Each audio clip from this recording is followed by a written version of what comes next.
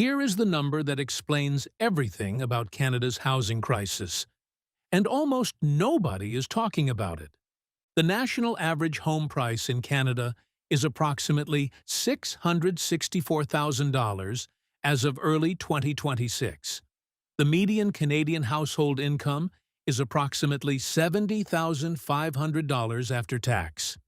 Divide those two numbers.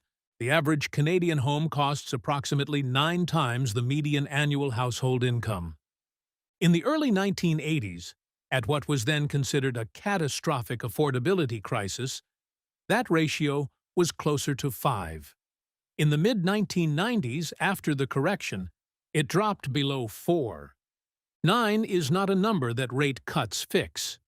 The Bank of Canada could cut its rate to 0, and a 9-to-1 price-to-income ratio would still lock out most first-time buyers. That is the denominator problem. Incomes have not kept pace with the price level that decades of credit expansion created. RBC's national affordability measure sits at 52.4% of median pre-tax household income as of Q4 2025. That means a typical Canadian household must spend more than half its gross income just to carry the cost of owning an average home. In 2015, when housing crisis was already common language, that figure was roughly 41%. The crisis has not eased. It has moved from catastrophic to merely terrible. This video explains exactly why, how we got here, what the structural forces are that keep prices permanently out of reach for median earners, and the 3 realistic paths forward for any Canadian who doesn't yet own and is trying to figure out whether they ever will. Understanding why the average Canadian can't afford a home in 2026 requires understanding how we got to a 9 times price-to-income ratio in the first place. Because this did not happen overnight. It happened over 35 years. And every step of the way, the system made choices that prioritized asset prices over affordability. In 2000, a dual-income household used 18% of their gross income on housing. Even with recent cooling of the real estate market in 2026, GDS slipping to 29% is still higher than how much debt a household's income serviced in the 1990s. Here's the sequence that created the current crisis. Phase 1. The credit expansion era, 1990s to 2015.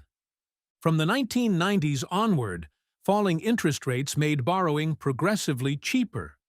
As rates fell, buyers could afford larger mortgages, which bid prices higher. Higher prices required larger mortgages, which were affordable because rates kept falling. The cycle fed itself for 25 years. Prices grew, but they grew in lockstep with falling borrowing costs, so the monthly payment felt manageable even as the asset price became historically expensive. Phase 2. The pandemic boom, 2020 to 2022. During the COVID-19 pandemic, the Bank of Canada dropped its policy rate to a historic low of 0.25%. Housing demand exploded as a result. People rushed to lock in cheap mortgages on larger properties. Supply couldn't respond. Construction takes years. Prices surged across every major Canadian market. National average prices peaked at approximately $816,720 in February 2022, up from approximately $530,000 in early 2020. Phase 3. The rate shock, 2022 to 2023. To fight the 8.1% inflation peak of June 2022, the highest in 40 years, the Bank of Canada raised its policy rate from 0.25% to 5.00% in 10 consecutive hikes between March 2022 and July 2023.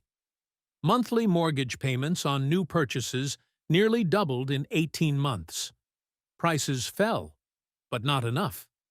The 9 times price-to-income ratio only dropped to approximately 7 times before rate cuts began pushing it back up. Phase 4, the rate cut trap, 2024 to 2026. The Bank of Canada cut rates 9 times, from 5% to 2.25% by October 2025. The intention: make housing more accessible. The result? In April 2026, affordability conditions deteriorated in 12 of the 13 major housing markets analyzed as fixed mortgage rates moved higher throughout April, with the average 5-year fixed rate rising to 4.47% from 4.39% in March.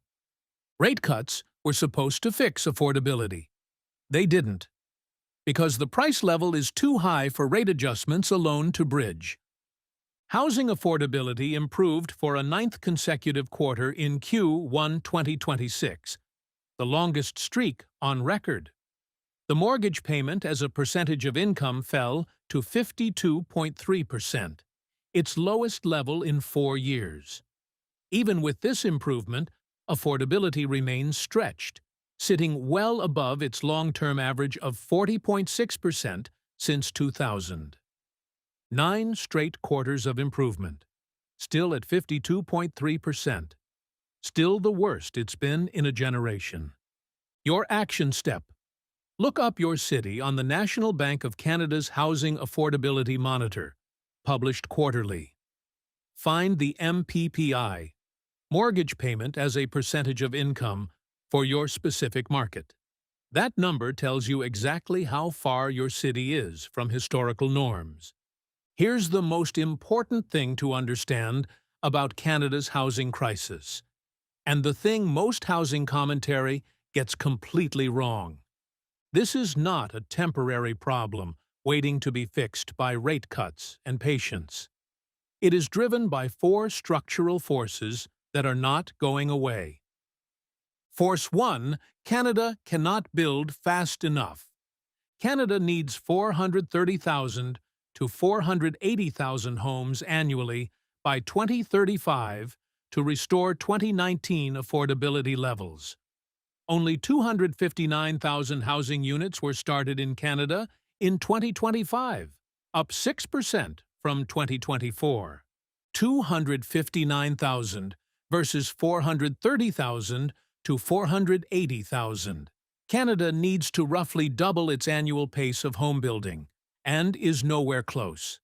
CMHC's Spring 2026 report projects housing starts will decline through 2026 to 2028, as developers cancel or delay projects in response to softening demand and elevated costs.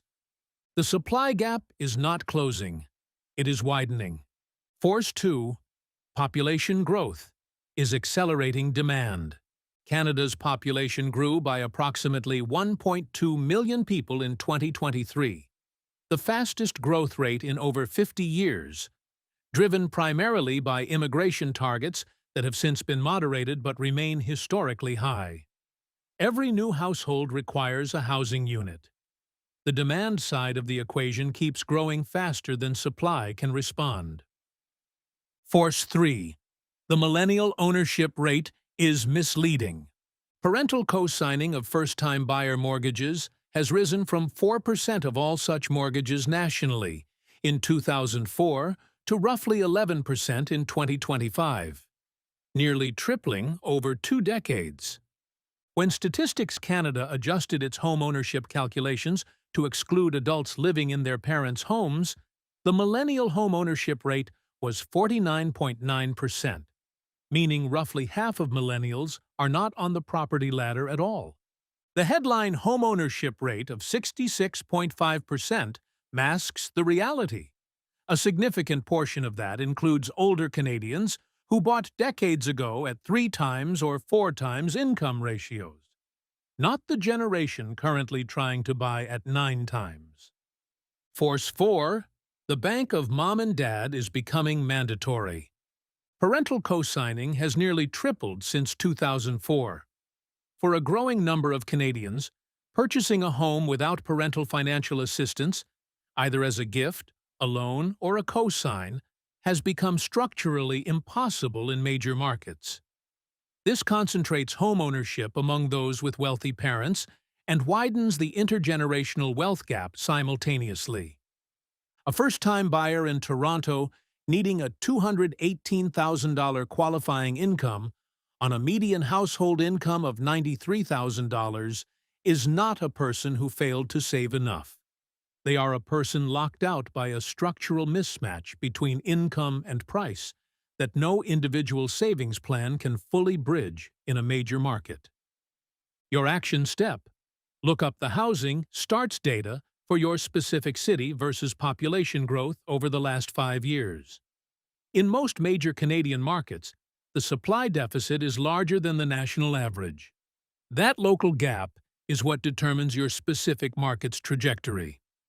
Let's put precise numbers on exactly how locked out the average Canadian is, because the gap between median income and qualifying income is not a small rounding error.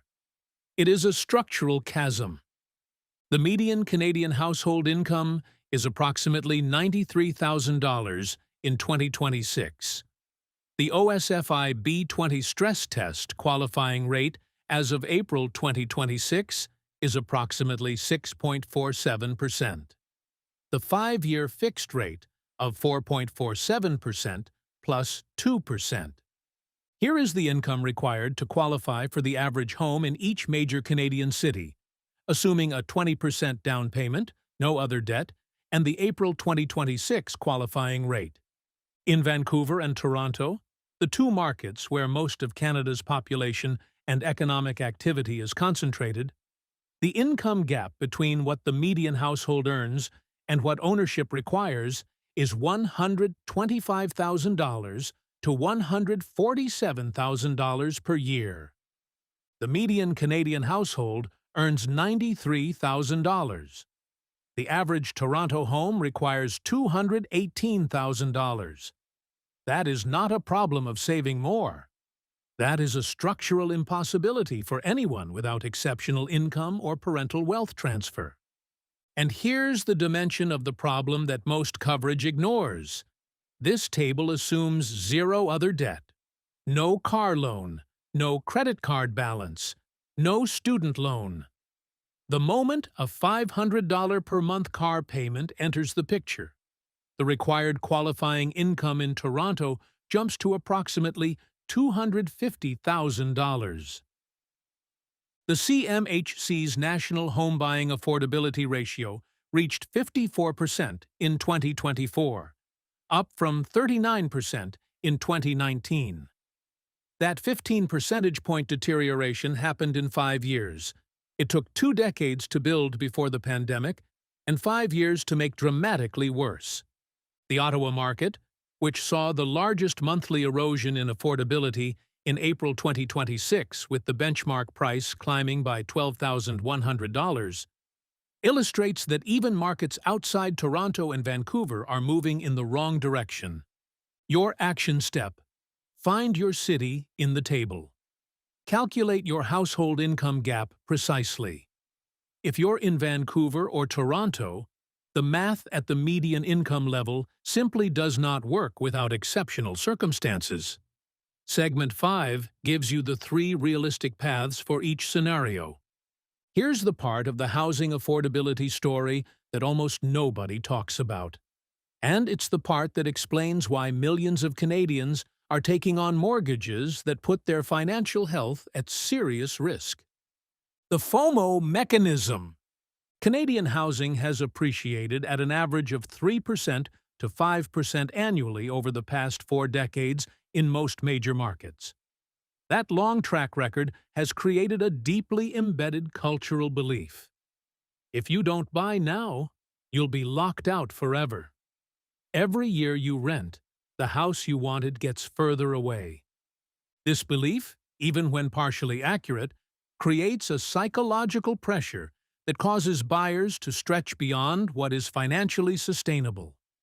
The fear of missing out permanently overrides the mathematical reality that a $218,000 income house cannot be safely purchased on a $93,000 income household. Canadian culture has constructed a false binary. You either own a home or you're throwing money away. As a previous video on this channel showed, the data does not support that framing. A renter who invests the monthly cost difference between renting and owning can build more wealth than a homeowner in many Canadian markets over 20 years. But the cultural narrative is powerful, and powerful narratives override math in most individual decision-making. The house-poor trap. The result of FOMO-driven buying at 9 times income ratios is a growing population of house-poor Canadians, technically homeowners, but with so much income consumed by mortgage payments that retirement savings, emergency funds, and lifestyle spending are all severely compromised. RBC's national affordability measure slowed for an 8th consecutive quarter to 52.4% in Q4 2025, from an all-time high of 63% at the end of 2023. At the 2023 peak, 63% of median pre-tax income going to housing costs, millions of Canadian households were functionally house-poor. Owning a home, financially vulnerable, the intergenerational wealth transfer reality. The homeownership ladder in Canada in 2026 increasingly runs through parental wealth. Parental co-signing of first-time buyer mortgages has risen from 4% in 2004 to roughly 11% in 2025. Gifted down payments, not tracked in the same systematic way but widely acknowledged by mortgage brokers, are even more common. This means Canadian homeownership in 2026 is increasingly a measure of family wealth rather than individual financial achievement. The children of homeowners who bought at 3 times to 5 times income ratios inherit equity that becomes the down payment for the next generation. The children of renters start from zero and face the 9 times ratio without a head start. Your action step: if you feel psychological pressure to buy a home in a market where the income math doesn't work, write down the actual numbers. What is the qualifying income your household needs? What does your household actually earn? That gap, not the cultural narrative, should drive the decision. Here are the 3 realistic paths forward. Not false hope. Not doom. 3 honest, data-backed options for any Canadian navigating this market in 2026. Path 1. Buy in an affordable market. The Canadian housing market in 2026 is not uniform. It is 4 completely different stories. Toronto and Vancouver are structurally unaffordable for median earners. Full stop. Hamilton and Ottawa are difficult. Calgary and Montreal are tight, but possible for dual-income households. Edmonton and Winnipeg remain accessible for median household incomes. The most financially rational move for a Canadian priced out of their target market is the most uncomfortable one to say, consider the market you can actually afford. Edmonton's average home at approximately $450,000 requires a qualifying income of approximately $94,000, essentially the median household income. Winnipeg, at $380,000, requires approximately $79,000, below the median. These are not consolation prizes. Edmonton has a strong job market, low provincial taxes, and a growing economy. Winnipeg offers genuine affordability with full urban infrastructure. Remote work, which became structurally embedded in the Canadian economy during the pandemic, means geographic flexibility is more accessible than ever.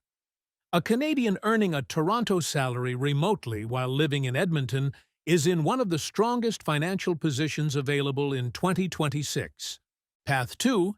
Build the down payment aggressively with the FHSA for Canadians planning to buy in a more expensive market. The FHSA is the most powerful down payment tool available. The FHSA allows contributions of $8,000 per year to a lifetime maximum of $40,000. Contributions are tax-deductible, generating a refund at your marginal rate immediately. Withdrawals for a qualifying home purchase are completely tax-free. At $70,000 Ontario income, 5 years of maximum FHSA contributions generates $40,000 in contributions plus approximately $11,860 in tax refunds. Total down payment building of $51,860 from one account. Combined with a dedicated TFSA savings strategy, a first-time buyer can accumulate $80,000 to $120,000 in down payment funds within a disciplined 5 to 7 year timeline. That down payment changes the qualifying math meaningfully, reducing the mortgage and therefore the qualifying income required. Path 3. Rent strategically and build wealth in parallel. This is the path most Canadians are culturally conditioned to resist, but the data supports it in many markets. In Toronto and Vancouver, where the price-to-rent ratio exceeds 35, a renter who invests the monthly cost difference between owning and renting in a TFSA invested in a low-cost S and P 500 ETF can build more wealth than a homeowner in many scenarios over 20 years. The critical caveat, as the housing market video on this channel showed, renting only wins if you actually invest the difference. The renter who spends the cost difference doesn't win.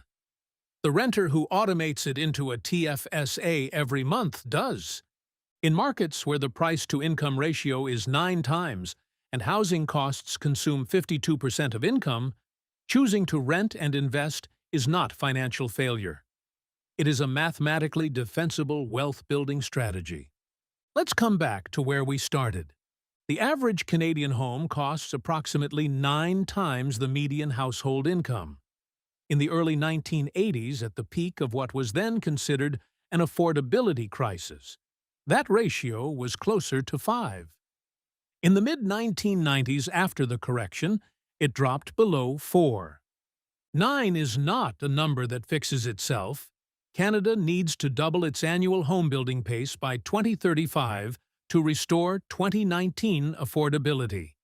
CMHC projects' housing starts will decline through 2026 to 2028. The national rental vacancy rate rose to 3.1% in 2025, above the 10-year average for the first time since 2019, providing some rental relief. But ownership affordability at the median income in Canada's major markets is not a problem that resolves in the near term. Here is the honest conclusion. The average Canadian will likely never be able to afford the average Toronto or Vancouver home on a median income without parental equity transfer, an exceptionally high household income, or accepting a level of financial stretch that puts retirement, emergency savings, and financial health at serious risk. That is not a moral failure. It is a mathematical reality created by 35 years of policy choices, credit expansion, and supply constraint. But here is what is equally true. The 3 paths in this video are real. Edmonton and Winnipeg offer genuine ownership at median incomes. The FHSA builds $80,000 to $120,000 in down payment funds in 5 to 7 years. And a renter who invests the monthly cost difference in a TFSA can build more wealth than many homeowners in overvalued markets. The Canadian housing market is broken for the average earner in the most expensive cities. That is the honest answer to the question in this video's title. But broken doesn't mean hopeless. It means the path forward requires a clear plan. Not the one your parents used, not the cultural default, but the one the actual 2026 numbers support. Choose the path that fits your numbers, not the one that fits the narrative.